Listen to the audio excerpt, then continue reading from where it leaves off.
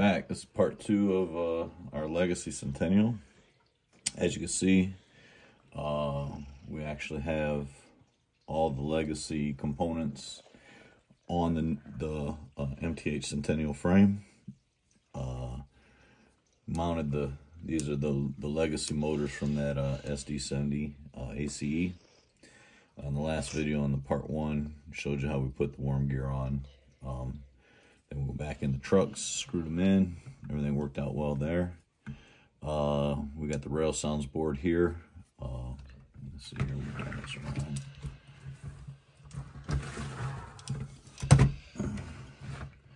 So we have the rail sounds board here.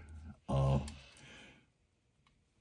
just have it sitting here right now. Not sure exactly how I'm going to mount it, but the shell is so narrow on that Centennial, it's going to have to be up like this. I'll figure out my mounting. This is the infrared sensor. I just have it covered up right now. It's still plugged in. I haven't figured out. I know I got to drill. I'd have to drill, but we'll see. We'll work on that. That might be the one feature we don't carry over onto this.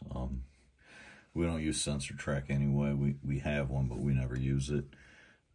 So I'm not sure where we're going with that one yet. I haven't figured that one out. Electrocouplers, we had them already converted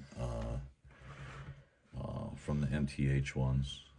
All it is just we just put the Lionel plug on it. Ain't no big deal. It's just a ground and power, positive and negative, however you want to say it. It's your main board. Got everything plugged in. Everything's back going except for the smoke unit. We'll get to that in a second. All these wires, this here goes to the back, backup light on the locomotive just plugs in. As you can see, where we had to splice, we had to extend this quite a bit because it's a much longer locomotive shell, or just locomotive in general, than the SD70 ACEs. So everything had to be extended quite a bit. Used heat shrink on everything. Everywhere you look, you're gonna see there's spliced wiring, and everything had to be extended. This is like just a massively long locomotive.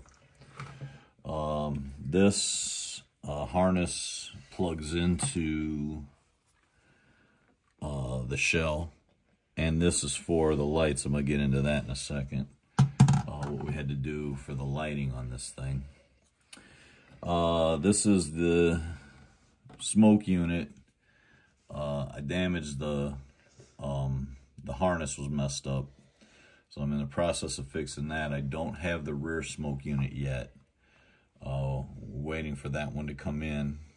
I ordered another one of these smoke units from this from Lionel's sale. So we're waiting for that to come in. I've ordered the bracket, everything, so we can mount it back here. Kind of another reason I haven't really decided exactly where the rail sounds board is gonna ultimately be, because I got to see where it lines up on for the exhaust on the cab. So this may have to be moved or whatever, but for now, this is where it is. We got our switches in. Our front switch is our run program. This is our Odyssey switch. On this side is our smoke on and off switch. We actually put in the ground lights. It's here, and then it's just little LEDs here. There's a gasket I made in between because there was a plastic piece that it went in, like almost like a lens on the SD70s ACEs. You can't use it on here. We didn't have the clearance under here, So what I did is I drilled a hole in the frame, lined it up, then we put screw holes so I could screw it in, and it shines down just like Lionel factory one would. I had to trim down our thing here. I'll show you why in a second, because it had to do with the lighting in the cab. I had to do the lighting in the cab, so I had to trim this down a bit. Still blocks the view of that stuff. You got your electro coupler to the front. We put our ditch lights in. That was one of the things. And I looked at pictures on the actual Centennial after it was mounted, because I was going to put them on the deck, the front deck of the Centennial, which would have been in this area. But that's not how they were. They're down on the pilot. So I mounted them here, and I think this is where they're going to stay right now. But we'll see. They're like kind of temporarily on there. This is kind of mocked everything up. We're in the process of starting to put it back together now. We got to do some testing on it and everything. Plus, we're waiting for the smoke units and what have you. But that's where we're at. We mocked it up there. Let us know what you guys think on that area. We get this all back together. You'll see what it looks like. But yeah, there was the existing holes they were switches on the MTH locomotive on each side. So these just screwed right in. There was no like any special, like we didn't have to drill anything or anything like that. So we just had to wire them in. So that works. That all came out really good. Let's see here. Trying to think what else. Like I said, you'll see like there's like a lot of splicing and stuff, and the heat shrink on all that, because it was, I mean, it's just a massively long locomotive. So it took quite a bit extensions of a lot of the wiring to get it to be able to work in this locomotive. But it was no big deal. Like I said, just time consuming, but everything is back in on this, like I said, other than we're waiting for the other smoke unit. And I had to, of course, I couldn't find the wiring harness, so I had to guess on a wiring harness. And I know it's going to have to be extended, because obviously this rear one is quite a ways back. But I'm not worried about that right now.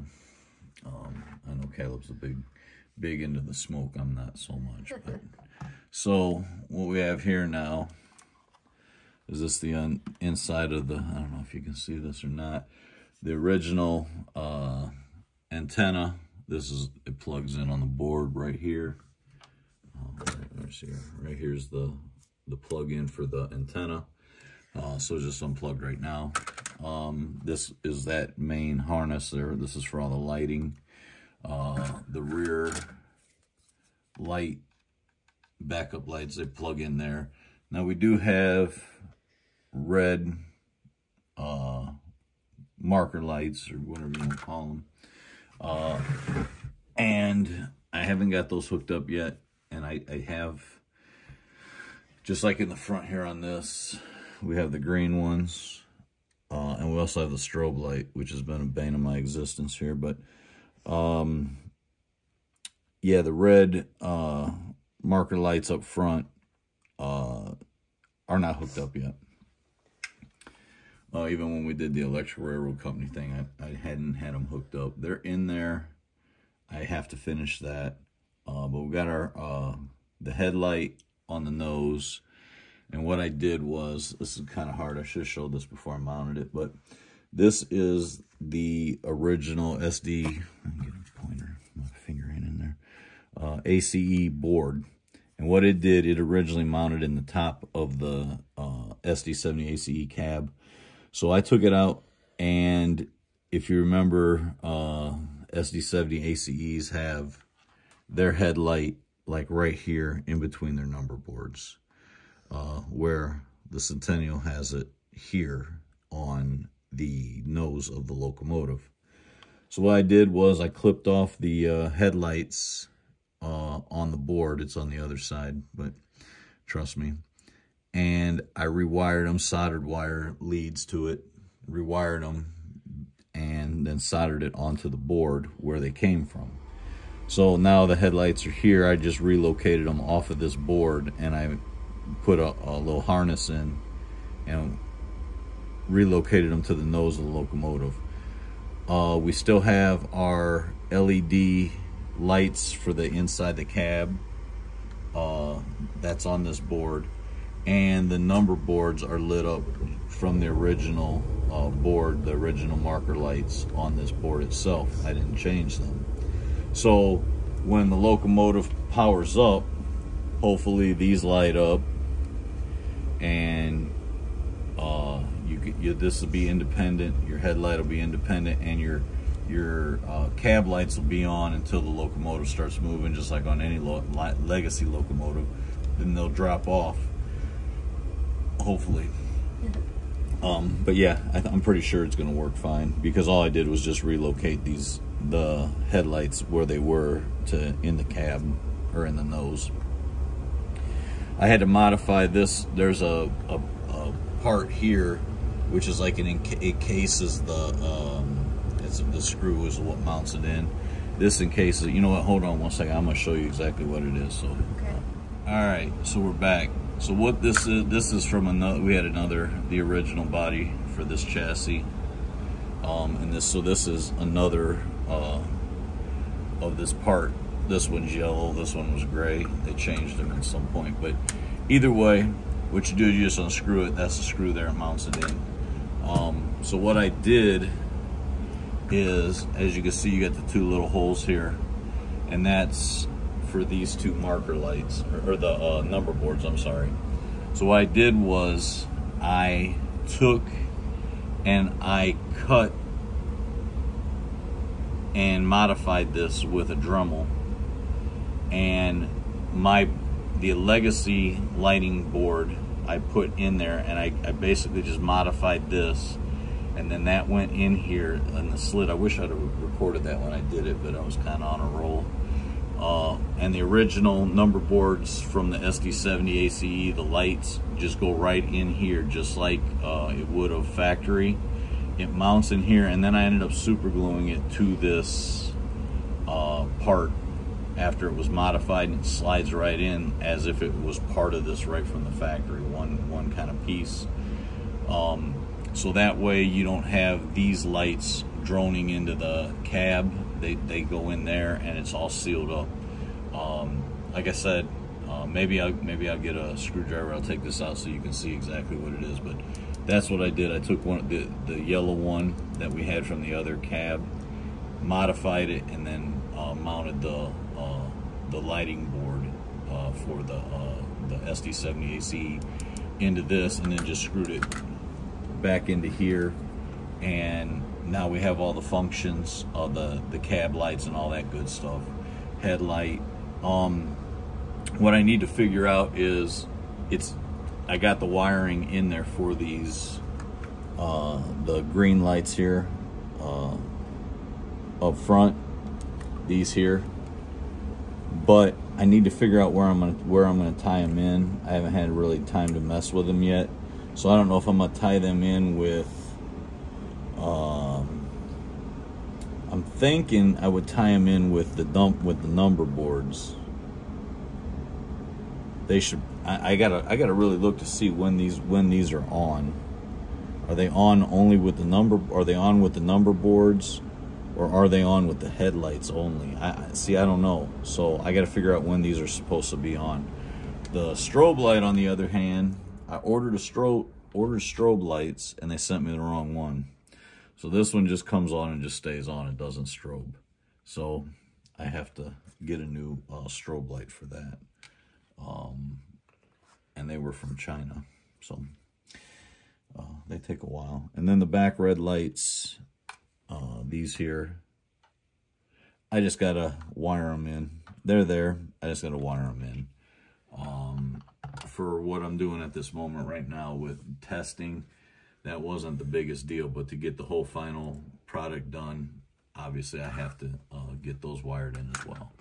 So, but that's our update. I know I had a couple questions about where we were on this, and we've been doing other things too. So it hasn't been this hasn't been our biggest priority with the train room and what have you. We've also been getting ready for our Halloween spectacular. Yep.